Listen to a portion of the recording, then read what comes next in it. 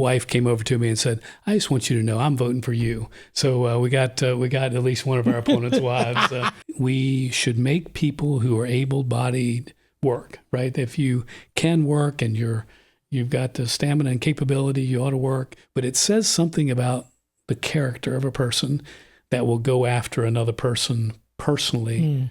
And you work with them. You disagree with them immensely when you need to, but you treat people with respect. He may be elected. He may be elected because Northern Virginia really doesn't like Donald Trump. People can transgen stuff if they want to, but you don't go in the girls' bathroom. And people, sometimes they'll say to me, "Well, it's not really happening." Yes, it is.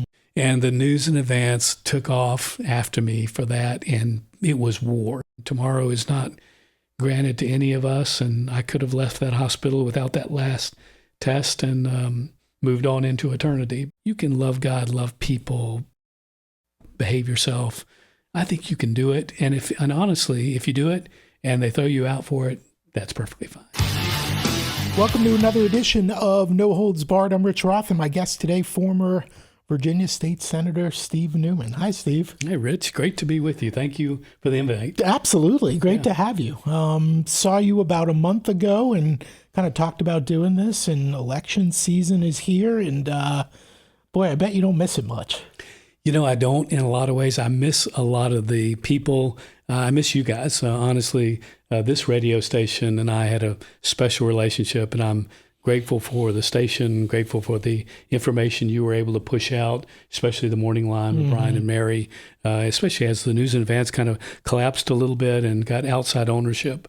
You guys were a vital link. So thank you to what this radio station's meant to us. And I don't know how many folks remember, but way back in the day, you co-hosted the morning line before Mary with Brian, at least for a period of time.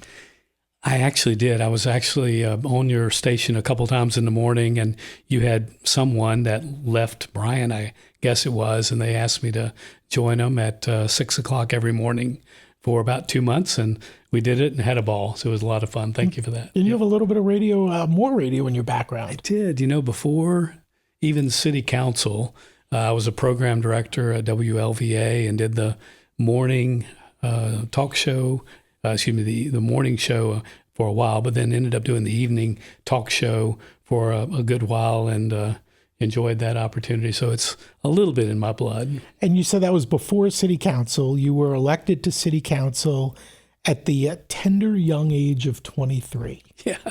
What does any 23-year-old do in getting involved in politics? You know, in the end, the story of how I got there is almost unbelievable. Maybe I'll tell you that at some point.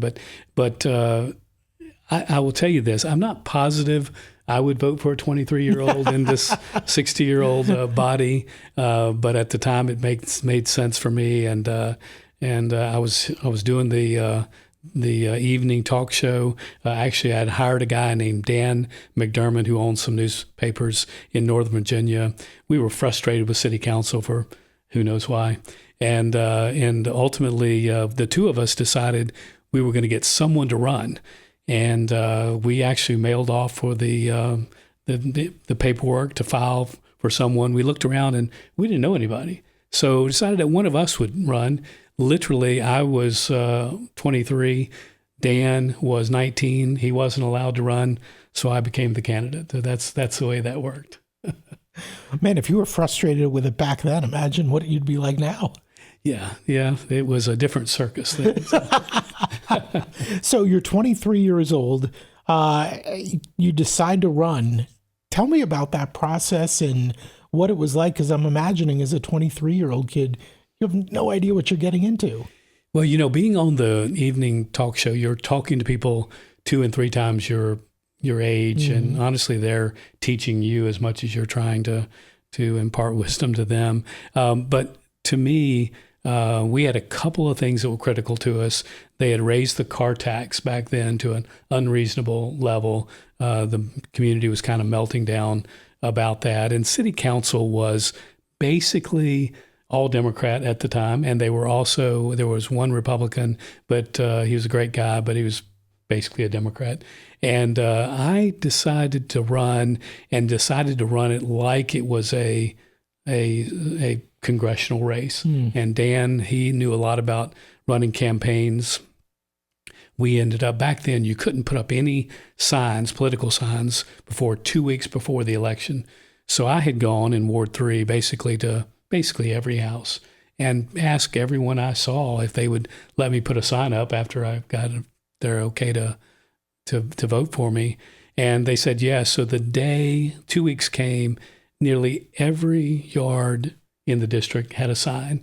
And our buddies at the News in Advance, they had big things about the people who were running, and they had two of my opponents, and then they had the person who was currently in office leaving. They never put my picture in there because I was 23. I mean, why waste your time? Ended up getting 60% in that race. The people in Ward 3 were just unbelievably kind to me. One of my opponents, his name was Mr. Dunning, great guy. I really enjoyed him. But I'll never forget, about a week before the election, I was talking to him. His wife came over to me and said, "I just want you to know I'm voting for you." So we got at least one of our opponents' wives that time as well. A lot of fun. All right, so you win. You're on city council at the tender young age of 23. Yeah. What was it like?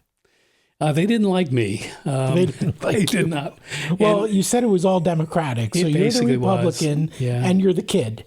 And I'm the kid, and I get a lot of attention. And Daryl Arant, who is with the News in Advance writing editorials, great guy, but he would talk about me being on my skateboard on the way down to city council meetings, and it made me mad before. I think it's funny now, but anyway, we pushed some big things. We pushed for the repeal of that car tax, to take it from retail value back to trade-in value, which every community had. And of course, the city manager, they got him just one day show up and said, "Okay, we can do it. Steve, we'll do what you want to do. Stop all the petitions and all that." He said, "All we need to do is take the heart monitors out of the ambulances and get rid of Little League, and I think we can do it." And I said, "Well, we're not doing either one of those, but you're the city manager. It's for you to come up with how we do it." And in the end, they ended up repealing it and moving on from there. So I think that my relationship with my fellow council members was strained. Later on, I got to be friends with almost all of them. Joan McCallum, Dr. Freeman were just great guys. They did a lot of good work for the city of Lynchburg. But at the time, it was strained. I think all of them voted for me for the House of Delegates just to get rid of me. I want to talk a little bit later on, a little bit about city council now, but more kind of in the context of where we are politically, sure. Nationally, and how it's trickled down to the local level, and how that differs from when, you were serving, but you served for 35 years.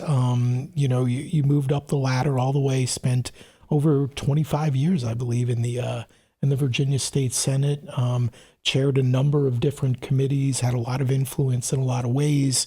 But yeah, the big question that I've got, and I've seen a lot of your retirement videos and the news stories and all that, but, as successful a career in politics as you had, why did you get out?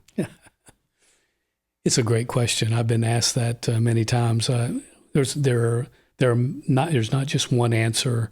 There are a number of answers. One, I had a grandbaby, and I love that grandbaby, and now I've had a granddaughter, and so the family mattered. There was a little bit of I had lost some of the joy of going to Richmond, and you got to watch that. I think if you're coming up on the January session, you're in December, and you're kind of dreading it a little bit. Mm-hmm. It's time to rethink whether it's time to let someone else do it. Would that be kind of like when you hear athletes talk about the fact that the season's coming around and they just don't feel like throwing the pads on, that type of thing? It just, kind of worn you out?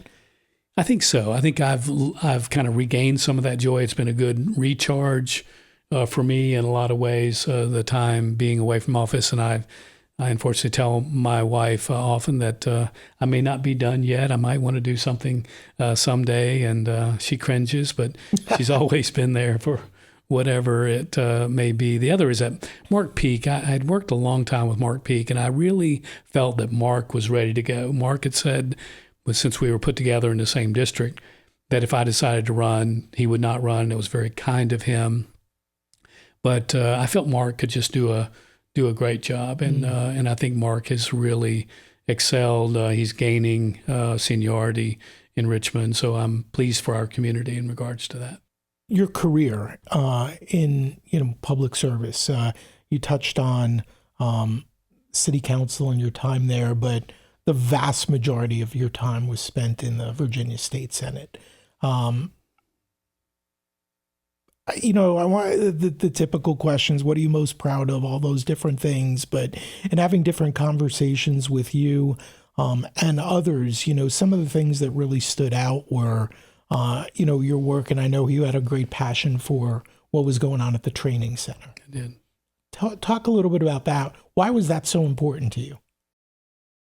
I am a conservative. Matter of fact, when I went to Richmond, I was kind of labeled quickly in the House of Delegates. I was only there for 4 years, but ultra right-wing Jerry Falwell conservative. I mean, I was all those things. But for me, I've always believed that we should make people who are able-bodied work, right? If you can work and you've got the stamina and capability, you ought to work. Whatever that is, find joy, find fulfillment in work, because work's important. So that's why I pushed really hard to have one of the biggest welfare reforms that's ever happened anywhere in the country happened right here in Virginia, and I was glad to be a part of that. But for people who cannot take care of themselves, and if you've ever been to the training center, those people are people who have been touched, people who I think God loves dearly, and we better love them back. And to me, even as a conservative, and I had to teach, I think, some of the other conservatives in Richmond that when you get to someone that can't take care of themselves, that's when we, the church, the synagogues, we step in, and it's a determination about whether or not we love God and we love people on what we do with them. So it was a big push. Ultimately, the facility was shut down, which cascaded into a lot of other things that needed to be done. But I'm convinced to this day, because we're able to get the Senate Finance Committee chair on board, we forced them to take care of those people in a way that they would have never been taken care of before. I mean, Hiram Davis was set up as a facility that was near training center level. It wasn't quite as good. We required the families that took in some of these individuals to have a high level of support. So I walked away with the belief that the work that the General Assembly and I was able to help with made their lives better, and their families who love them are better off as a result of it. And, even kind of moving on past that, I was told that, and again, this isn't necessarily in my wheelhouse, but trying to learn a little bit more about what you did while you were in the Senate. Talk a little bit about the, finding the funding. And I don't understand exactly how this works, but finding the funding to clear their debt so that that could be sold and benefit Amherst County and, the greater Lynchburg area. Yeah, so it's complicated. In Virginia, there's a lot to be proud of in Virginia. One, we have a balanced budget, and two, our debt is limited to 5% of our budget. So you can't just borrow endlessly like you do in California, and that is really good news. But a number of years ago, when they were working on the training center, they started borrowing for maintenance and started borrowing for small improvements. And when they did that, they just loaded on and loaded on and loaded on. Before you know it, it was $26 million of debt. And no one had thought about, you shut the place down. What are you going to do? You're going to be able to sell it, repurpose it, tear down those buildings. Many of them have asbestos. But job one is to pay off the debt. And some had said, well, if we just don't pay off the debt, these are 20-year bonds. We'll just wait 20 years. We'll pay them. I said, we are not doing that. As a community, as a commonwealth, we're not doing that. So I got them to agree to put forward all of the money to pay off all the $25 million worth of debt. They did it. They also got them to put up another $6 million to help with the sale or the tear down of the buildings. There might need to be a little more of that money, but that's just part of being, I think, kind of a a community leader is you look over the horizon, help solve problems for the community, and don't let a scar like that kind of exist past your time. I'm listening to you tell all these, different stories and kind of, recounting the different things that you've done. And I have to keep reminding myself that this is a part-time position. It is. It is. How does that amazing. It's a great question. And, Rich, it's terribly important. I would say to every legislative candidate you run into, ask them that question. Are you in favor of it being a part-time legislature? Because there are many states smaller than us. It's full-time, right? But there's a couple of great things about a part-time legislature. One, we got paid $18,000 a year. And I voted against every pay raise because I never wanted people to go there and do that because they were getting a salary. In other words, I didn't want that I think would mess up the balance of what's good for Virginia. Next is you have to come back and live under the rules you create. And three, you have a better chance of having business people, business leaders who have had leadership in other areas in the leadership roles. And I would say in the Senate of Virginia, less in the House of Delegates, you ended up with people who had business experience that were involved in the Senate. And I just think it made for a much better body. And I mean, that's kind of your background too. I mean, working at Barr Laboratories and then obviously at Delta Star for the bulk of your career in the Senate, right? How did that help your perspective in the Senate? It's tremendous. I think that being in the Senate of Virginia, which is a relatively small group, there's 40 members, you get to know each other very well. You have to work together, both Republicans and Democrats, especially if you're on the finance committees, because you have to negotiate the budget together. You kind of work together in that way. But I think that it's also a leadership training ground. You can learn a lot from your colleagues. There are some of the best lawyers in Virginia or in the Senate of Virginia. Some of the better business people are right there in the Senate of Virginia. So I think it helps in your business career. I was with Barr Laboratories for many years to help them with marketing. I was on the board of directors before I became an employee at Delta Star, and then went on to be vice president of Delta Star for many years, about 20-some years, still on the board of directors of Delta Star. They're a fantastic company. They're kind of the quiet company in Lynchburg. They are hiring like crazy over there. They have seen their sales go through the roof. Just an amazing company, Delta Star is. But then also had a chance to start my own company with my wife and a couple of partners.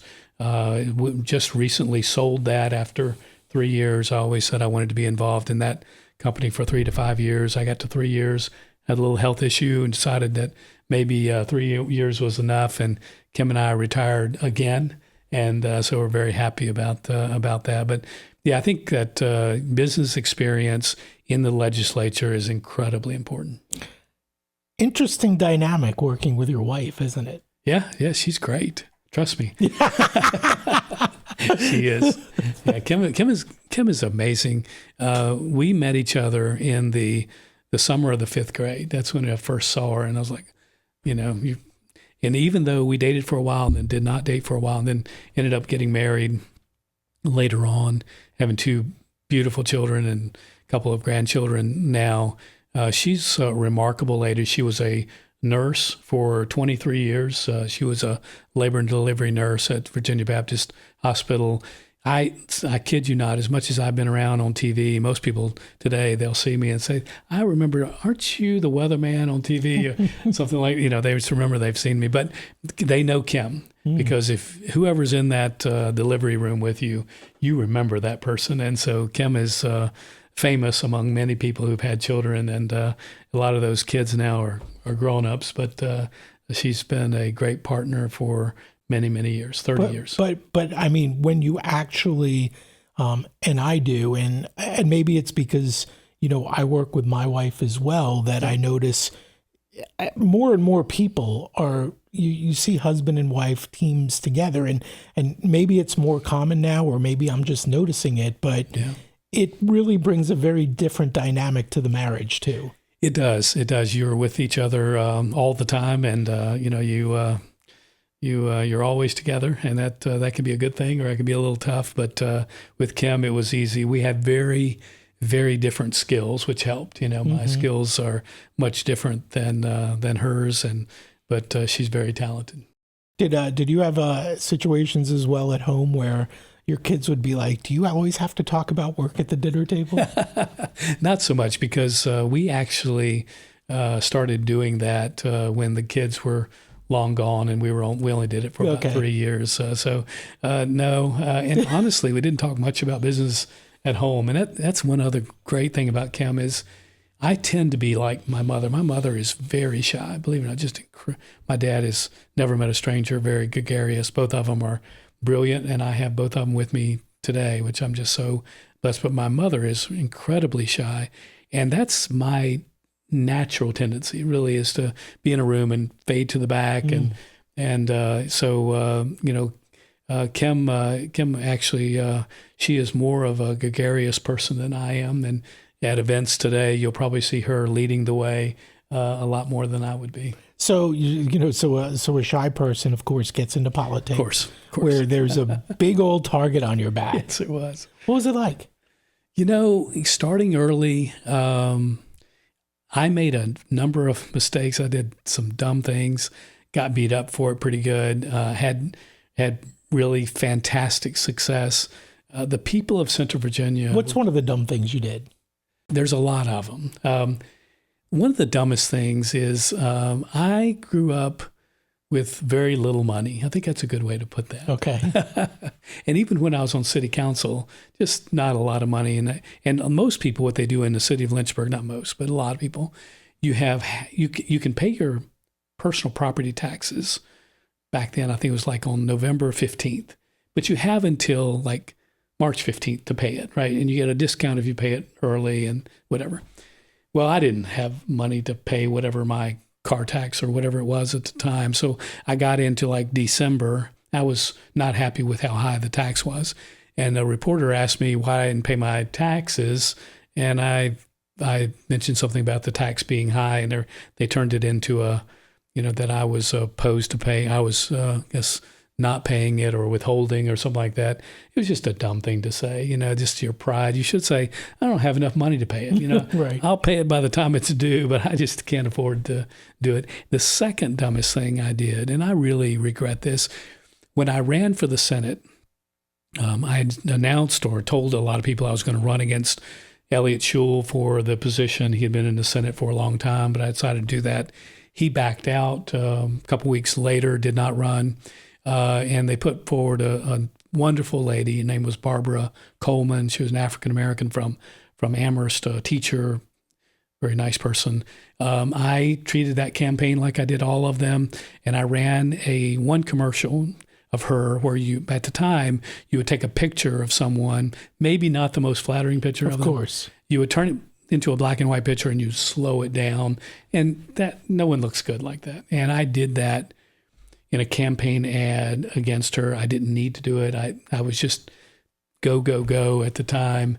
And I felt really bad in retrospect. I saw her in a store many years later. I'm glad I saw her. I apologized to her. I said, I'm sorry. I said, I think an apology should be made as broadly as the mistake is. And if you want me to issue a press release, I'm sorry I did that to you. I should not have done it to you. She said, no, it's over now. I'd rather you not do it. I'd rather you not bring it back up. But I shouldn't have done it. That was an egotistical, small thing. And I just messed that up. All I can think of right now is one of the TV ads that Abigail Spanberger's running against Winsome Sears. Right, where it's the same thing. It's slow motion and great hair. Yeah, exactly. And it makes her seem crazy. Yeah, and that's the nature of, unfortunately, politics, especially now. It is, and I'm okay with negative ads. When they're factual and not personal. I think this one just crossed a line, and it's not who I think my faith would have me to be. And wish I hadn't done it.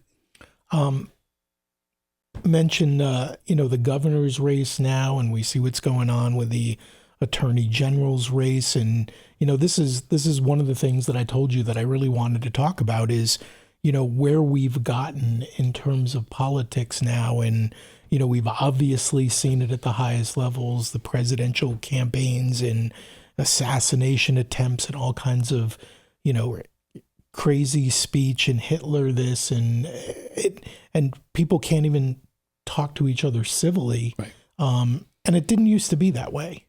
I mean, and I'll give you an example. I was just watching, some videos of Reagan. Mm-hmm. And I guess he was in a debate with Mondale. And one of the questions that was asked was, he was older. Is he, what I do. I'm going. And he said, I'm not going to make age an issue, and I'm not going to disparage my opponent for being too young and inexperienced. And Mondale's laughing. I mean, they're having a good time on the debate stage, understanding that they have political differences and ideological differences, but they're still, respectable human beings. And we're not there anymore, are we? You're right. Before I think you had the fringes that had that attitude. Today it's the mainstream. It seems like the mainstream.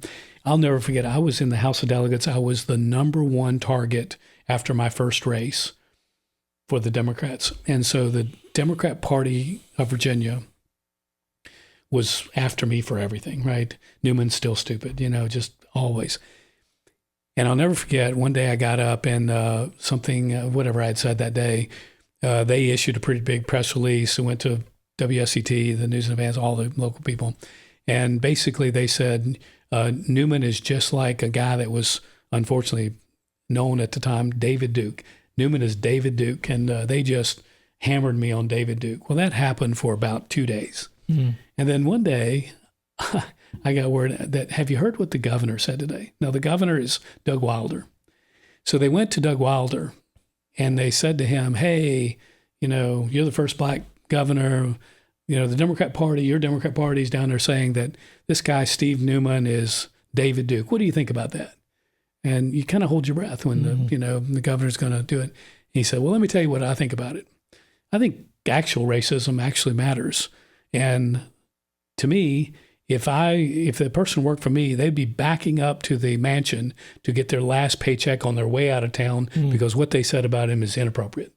Man, I tell you what, that put an end to that, right? But it was one guy in the room who was going to be bigger than the politics and just say, shut it down. And he did. And so politics was different as I was growing up. I've told you about a lot of my friendships there, but I really admire Governor Wilder for what he did that day. How did we get to the point that we're at now where, stuff like that, it's now got a snowballing effect, right? Where someone can say something like that and someone else picks it up. And I'm sure part of it is social media and the internet, right? And, we all everything's a 24-hour news cycle and we can grab things and just go with it. But I think that is one of the major players, no question about it. The instantaneous, the follow the people who you like, and the algorithms are a bit of a mess, honestly. But when you take it to its germ, right, its nub, look at the people who really get along well, even if they are solid conservatives or solid liberals, but they get along with the other side. They tend to be in districts that are very close as far as Republican and Democrat. And what has happened for the last, I think, 30 years is we have been able to use supercomputers, and I've been part of it. I've been at that supercomputer drawing lines. And you're able to come in and draw, in the Senate of Virginia, I would say that you're able to draw 14 solid Republican districts that are so Republican that no one can ever lose, right? Only Republicans can ever win. And the same for Democrats, maybe a couple more actually for Democrats, and only a couple of districts are on the line. What you end up with is inter-party fighting on who is the most absolute liberal or radical or whatever inside that. And since a small group of people are making the decision, the redistricting process itself means that you have to be the most extreme of whatever you are, or in that district, you can't get the nomination, right? And you're going to win anyway. So it's not like you have to pick someone who's going to win. And I would say most Republicans have never had a Democrat race. When I ran for city council, I replaced a Democrat. When I ran for the House of Delegates, I replaced a Democrat. When I ran for the Senate of Virginia, I replaced a Democrat. It gives you a different idea of that public beyond the politics, I think, if you have to go through that process. So, I mean, basically what you're saying is, if you're in an all red or all blue district where there are no worries, you can just do whatever you want as far as, being more extreme. But when you're in a competitive type of district, you really have to think of both sides and be more, is moderate the right word? It's not moderate. No one in Richmond will call me a moderate. I think that's. I didn't mean to offend you. Yeah, no, but it's how you're a conservative. If Dick Saslaw, former majority leader in the Senate, he called me while we're talking today, said, "Steve, I need you to come to Northern Virginia. I got to have help. I would leave here, clear the things, and go do it. Right." Same with Normand or Obenchain or any of those guys, because there's a respect and even though we would get on the floor of the Senate and we would beat each other to death on policy and disagree with each other, and I would tell him, he's wrong on everything, but on policy, the fact is that we didn't treat each other with the disrespect, and we had enough respect for the Senate, to the legacies that we had there, to make sure that we got along. And people who, did not fit into that, really did not fare well in the Senate, did not move up to leadership. It's just a different culture there than you have now. So I think you can be as conservative, as liberal as you want to be. But if you're going to say everything as radical as possible to get attention, I just think that's a wrong path. I think it doesn't lead the country down the right path. It doesn't lead the Commonwealth down the right path. It doesn't lead Lynchburg down the right path to have that type of thing happening. It's interesting. You mentioned Dick Saslaw. He's retired as well now. But you guys, totally opposite sides of the aisle. And I appreciate you forwarded me along his phone number. I texted him. He called me back. And, one of the things that he said that really stood out to me was that, and this worked both ways, he said, but if you guys were working on something together, you would even point out to him something specific that he needed to take a really close look at. You're not going to like this part of this, where it seems like what we're doing now is trying to, hide things in bills or proposals or whatever, and hoping, but, you guys and, I know Luis as well, right? I mean, you were very cordial and had good friendships with people who you totally disagreed with. And that was reciprocated, right? Absolutely. I mean, this isn't just you telling me this. I mean, I double checked and, spoke with some of these people because it's so out of the ordinary in this day and age. Is that part of the reason? Was that what was the trend changing when you got out? You said you were losing the joy. Was that part of it, or had we not really gotten to that part quite yet? I think we had to have, because it was only a couple of years ago. Yeah, I do miss the people, and here again, it's Republicans and Democrats. I'm glad you got to talk to Dick Saslaw. He's a great guy. He's brilliant. I mean, man, he could tear you up on the floor. I mean, just unbelievably smart guy. Louise Lucas and I, the thing that was always said on the floor of the Senate is, Steve Newman loves Louise Lucas and his wife knows it. And that's a lot of truth to that. But we did. And honestly, they would have a bill that would be completely awful. And it's going to pass, right? And it's going to be signed by the governor. My job is not just to criticize it. I'm going to vote against it. I'm going to try to defeat it. But it's also to say, if you're going to do it right. And here's where you need to make some adjustments. And he would do the same for me. I will never forget, Dick was up for re-election. He is in a primary against an absolute socialist. And Dick Saslaw is liberal, but he is a pro-business liberal guy, right? And I'll never forget, he came to me and he said, Steve, I need X, Y, and Z in the budget. We were in charge.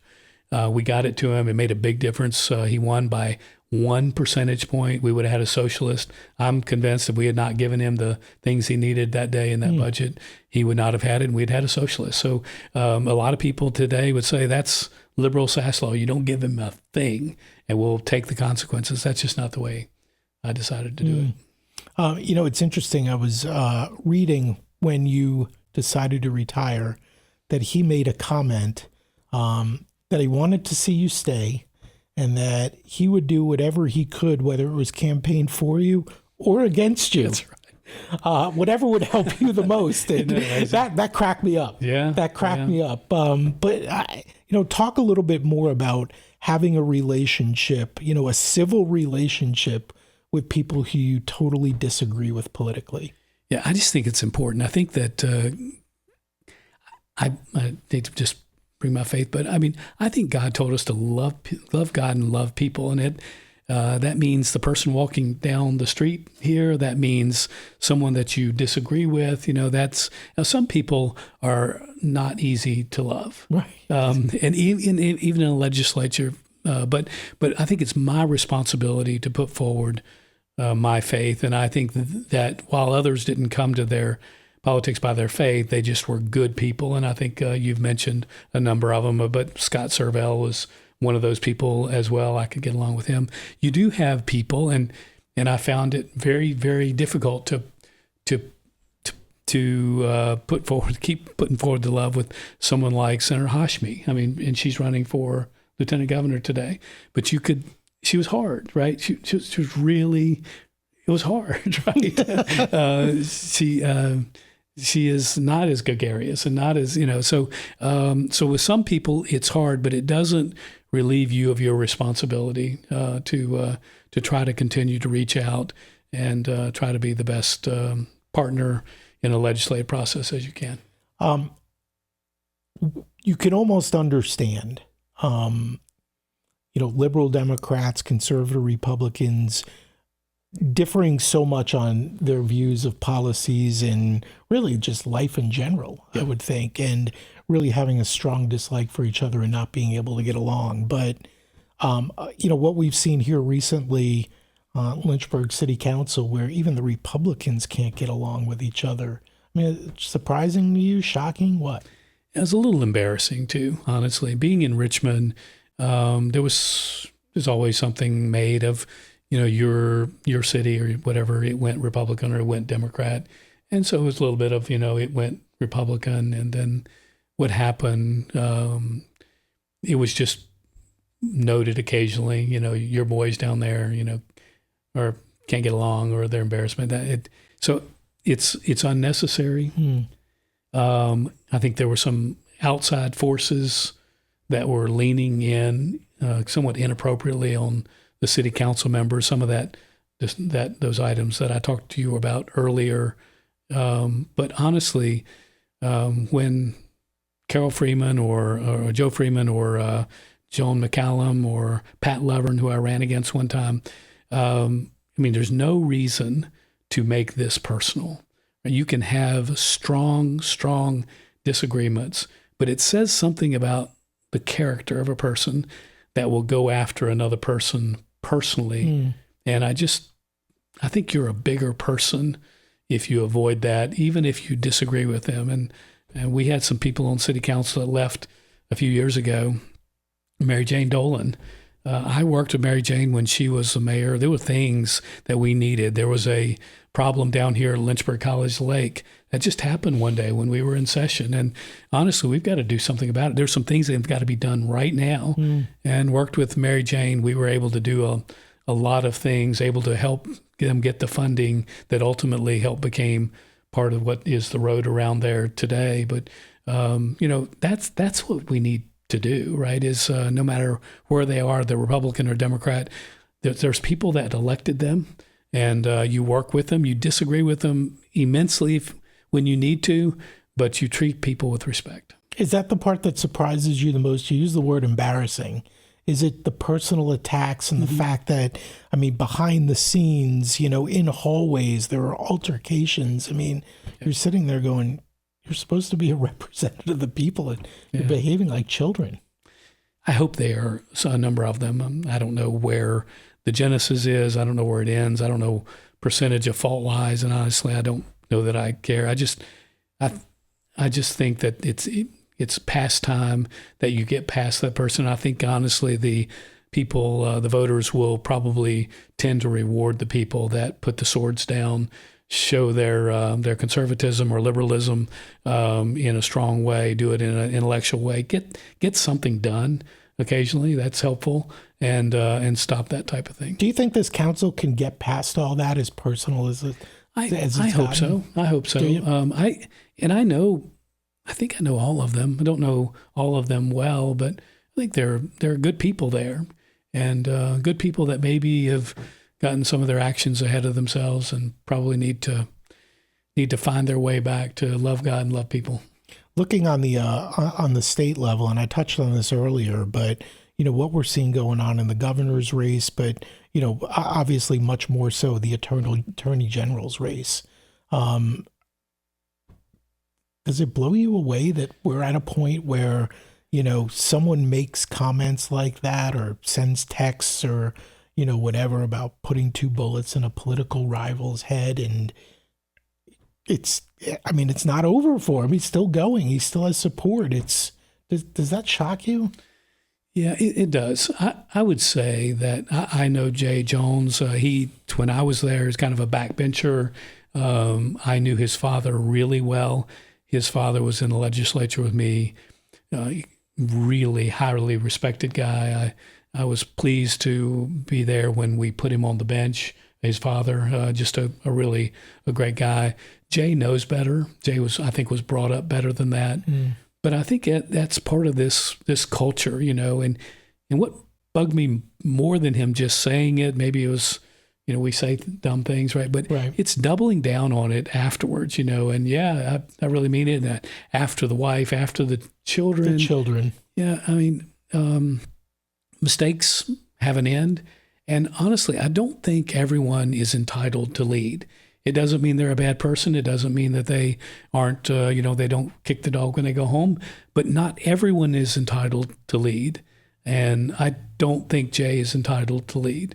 I think that is disqualifying, and that's just too much. Yeah, that's one of the kind of buzzwords, right? Should that disqualify him from, serving in office? But, one of the things that I feel, I don't know if it's gotten left behind or gotten overlooked, or I just haven't heard it enough, but it's not only the fact that he's running for public office and wants to represent people with those comments, but it's the office he's running for, right? Attorney General, you're supposed to put bad people away, and here you are advocating for, that's the part that blows me away more than anything. Do you think it's going to cost him the election? I wish I knew that. I don't. We have this polarization, and everyone watching MSNBC or another is such that I'm shocked at how far people will go to follow their crowd, right? That to me is probably the most disappointing thing, is that he might be elected. He may be elected. He may be elected because Northern Virginia really doesn't like Donald Trump, and a few other areas, and the curse, which is basically whoever's in the presidency, the other side wins, is hard to break. And you're going to have maybe a lot of people that are going to vote for him, understanding and packing that down, So it worries me. It worries me that the Democrat Party that I knew is willing to jump right in line on transgender and boys and girls bathrooms. These should be things that bring us to an all stop. Right. And say, people can transgen stuff if they want to, but you don't go in the girls' bathroom. And people, sometimes they'll say to me, well, it's not really happening. Yes, it is. It is. And I'll tell you, if we end up with Jay Jones and Senator Hashmi, the people, those two I know because they're in the legislature, they're very much in favor of that. This is part of their core constituency. And just too many people are just following right behind, going to pull that D trigger or pull the R trigger or whatever it may be, and they just have no personal center, and that worries me. The Jay Jones comments or texts or, whatever we want to call them, on the heels of Charlie Kirk being assassinated, and prior to that, multiple assassination attempts on Donald Trump. Yeah. And it seems like, that grabs the country's attention for a split second, and then we're moving right past that. I mean, we're hearing the Nazi stuff again, and it just kind of keeps coming back over and over. Is our country really in a spot now where we're willing to accept all that? It appears we are. I love history. The only thing that gives me even more hope is to see just what a rascal Thomas Jefferson was.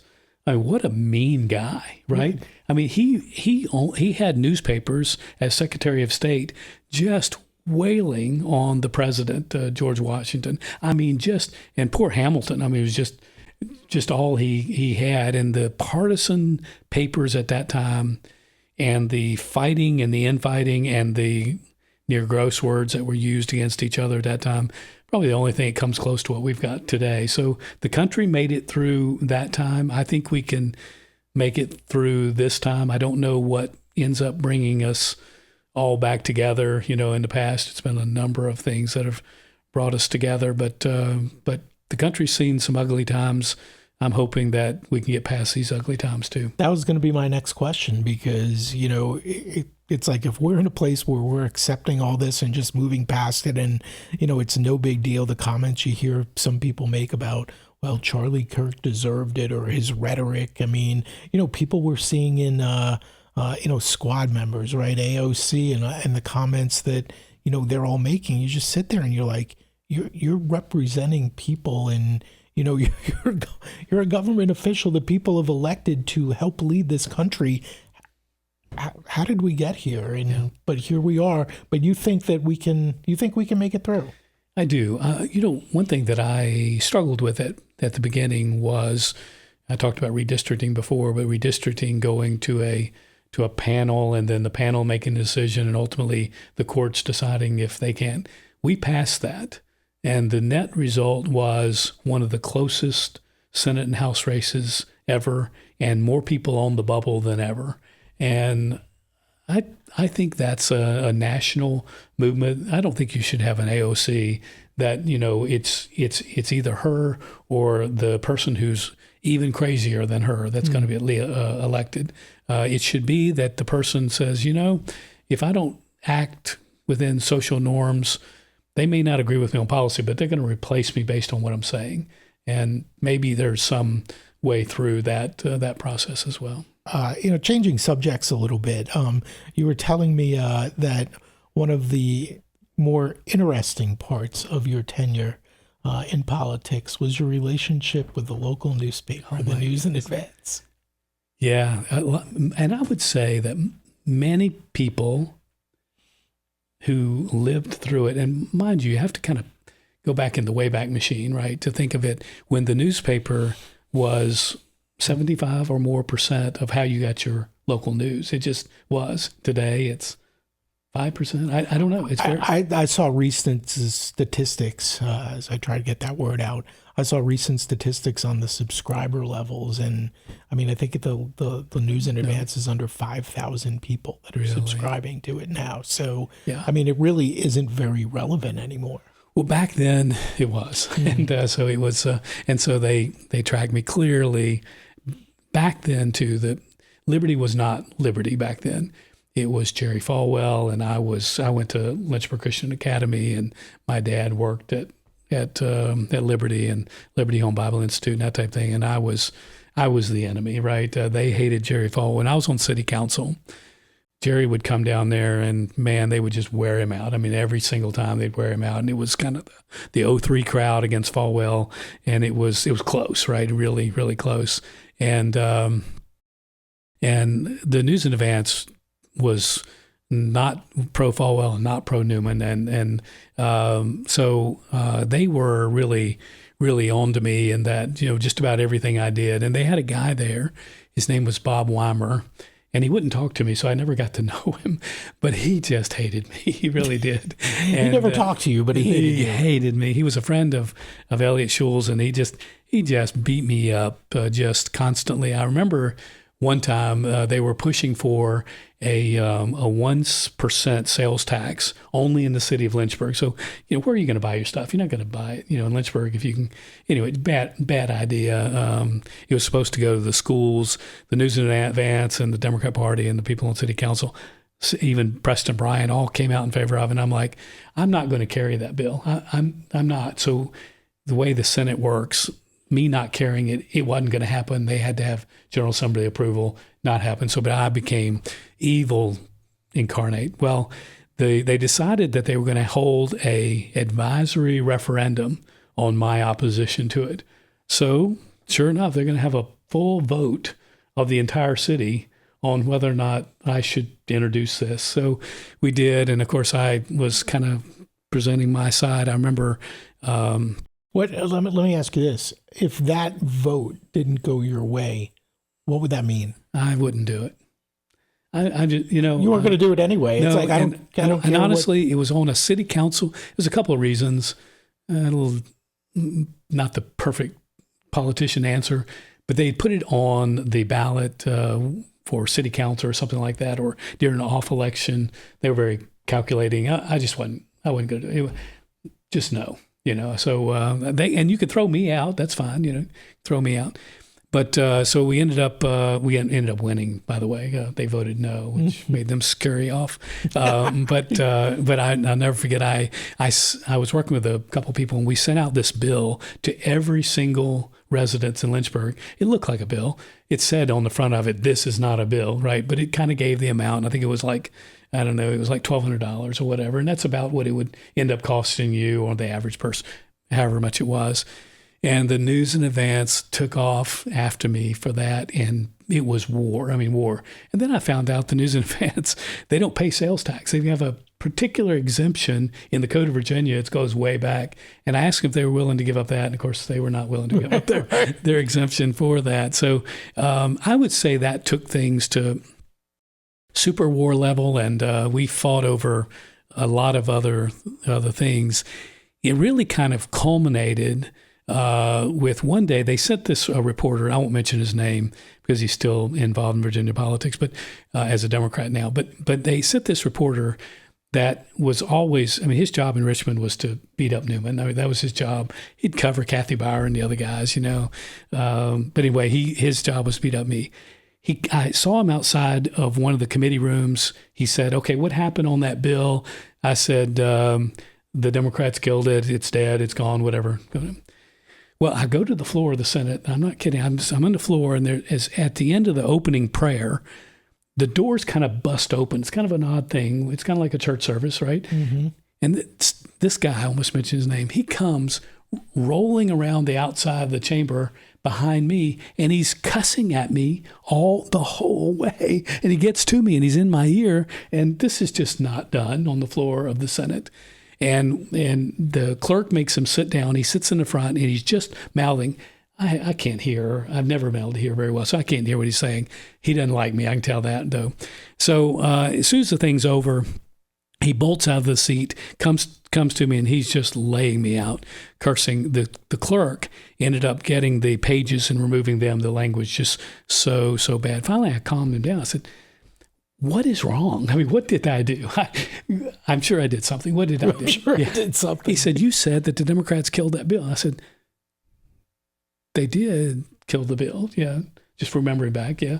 He said, "Well, they used proxies to kill it. They didn't vote against it themselves." I said, "Well, Steve," no, I'm sorry, to whatever this guy's name whatever is. his name. I said, you've been here a long time. That's the way we kill. We kill because you don't have to be in a room in the chamber. Anyway, that's the way we would do it. He goes, "Well, you lied to me. We're going to tear you up. We're going to do all this stuff." Okay. So he leaves, and Susan, the clerk, comes over to me. What is it?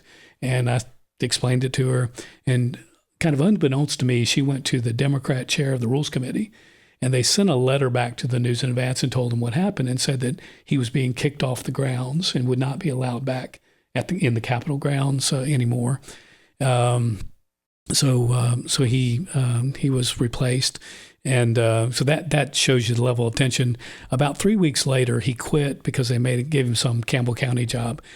And he quit. And then about 3 weeks after that, he showed up as my new opponent's campaign manager. So, and how did that go for him? That did not go well for him.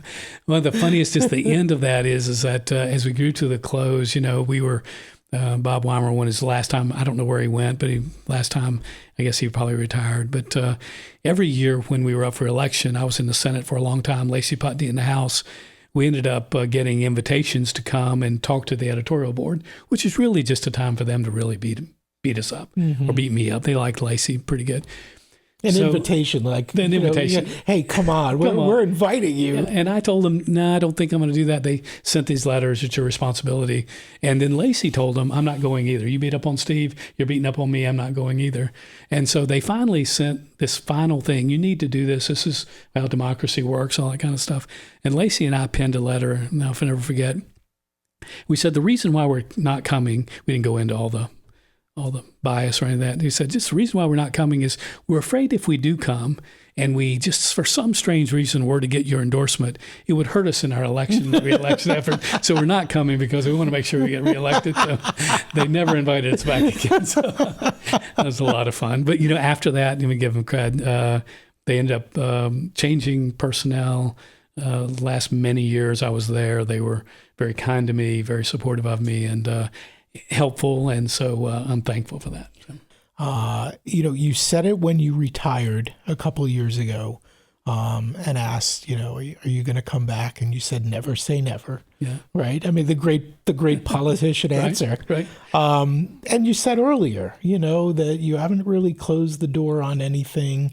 And I'll ask, if there are any plans in the future, but what I'm kind of more intrigued by is, if something's piqued your curiosity, what is it? Is it more state politics? Is it something on a national level to do something different? Because, and I didn't run down all your credentials. I think most people know them, but you achieved everything that you could achieve in the Virginia state politics, right? All the way up to President Pro Tem. Right. And then you worked on Governor Youngkin's transition committee as the co-chair. Yep.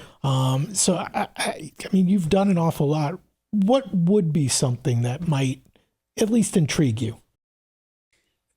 So I love the Senate of Virginia. I never want to go back, to be a senator. I've served my time and I wish them well.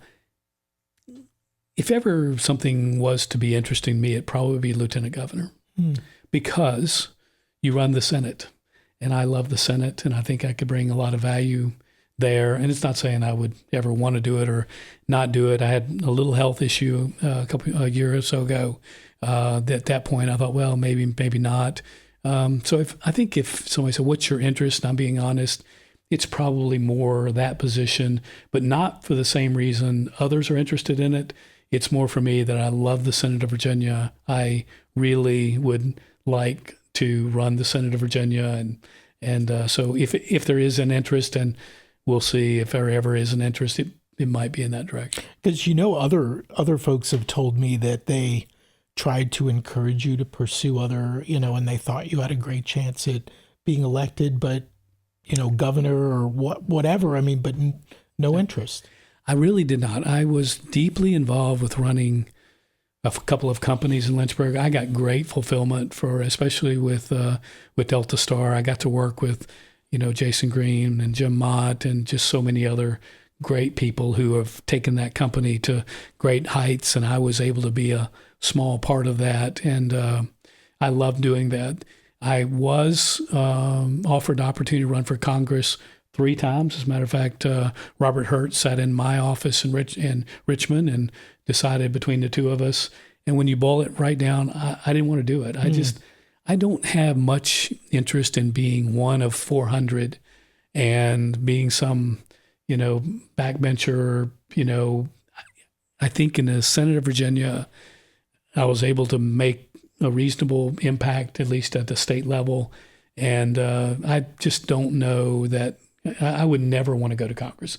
And I had the chance a few other times and said no. Bob Goodlatte, when he left, he came to Lynchburg, talked to me about it, told me about all the financial and other support that they were willing to put their shoulders to the wheel. And I said, Bob, when it boiled it down, I don't want to go there. I don't want to be there. I don't want to I want to be with my family. In other words, those guys, a lot of the guys, they left their family, went up there basically Monday through Friday, occasionally got to come home, run every 2 years. I respect those people that wanted to do it. That would have been just a mountain too high. And here again, I just did not want to be in that particular body. So this really was a career for you that really was all about serving the people, that elected you. Whereas I feel like there are plenty of others, certainly some on the local level, but, it's every step of the way, it's always ambition about what's next. That wasn't really you? I wish I could say that was always true. I think I grew into that position. I think I was very ambitious when I started. You don't start at 23 and run for office the next year for statewide office or state office, and if you don't have some ambition. I think what I grew into and settled into is this is not my position, it's the people's position, and what value can I bring to Central Virginia. You just had George Dawson on your show. An enormous respect for George Dawson, a great CEO of Central Health. And he and I worked to bring the first medevac helicopter to Lynchburg. That, to me, is something that brings great value. I imagine George might be a Democrat. I don't know. But the fact is, it didn't matter. We were going to get a medevac helicopter in Central Virginia, and we did. And we brought it. It ended up having to be a state police helicopter.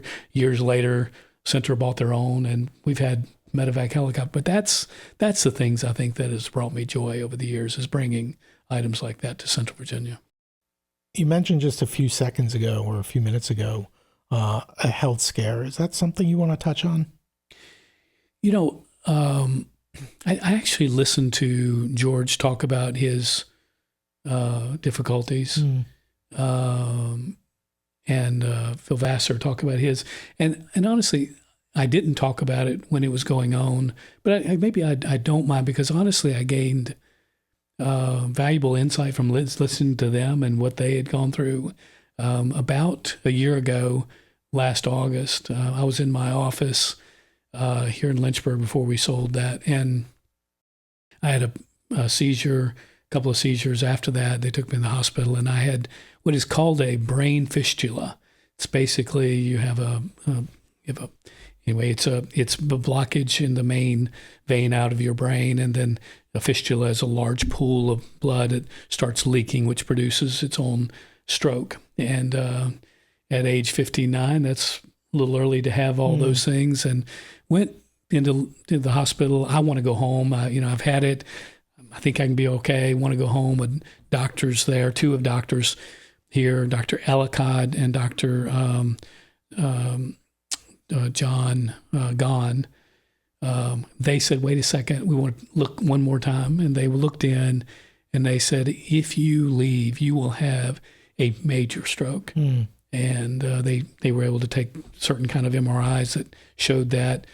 UVA had sent two of their best doctors to Centra at the time that had somewhat pioneered this type of surgery I needed. And Dr. Ellicott was there also from Johns Hopkins. He had come here about 4 days later. Because they didn't send me home, they performed a surgery on it.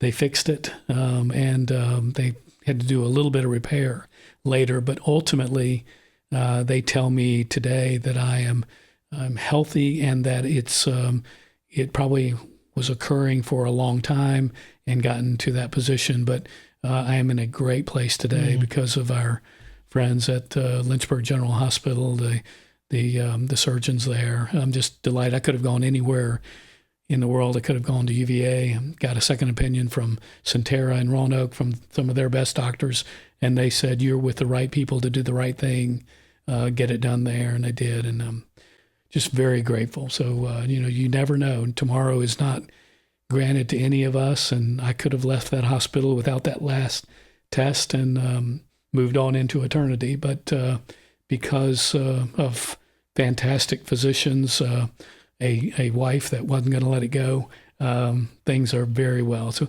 thank you for asking. I hope I didn't bore too much about my situation, but I'm doing great now and think I'm better than ever. Well, appreciate you sharing. And you mentioned, George Dawson and Phil Vassar, and it's just, it's kind of the nature of getting older, I guess, that, these things happen to us as we get older more and more. And, it's kind of fascinating to, hear about other people's experiences, because we all have things clearly and, battles that we have to face. But glad to hear that you're good to go, and you've got a brand new grandbaby, Nora. Too. Congratulations. Nora. Isn't that a beautiful name? It is. Nora Drew.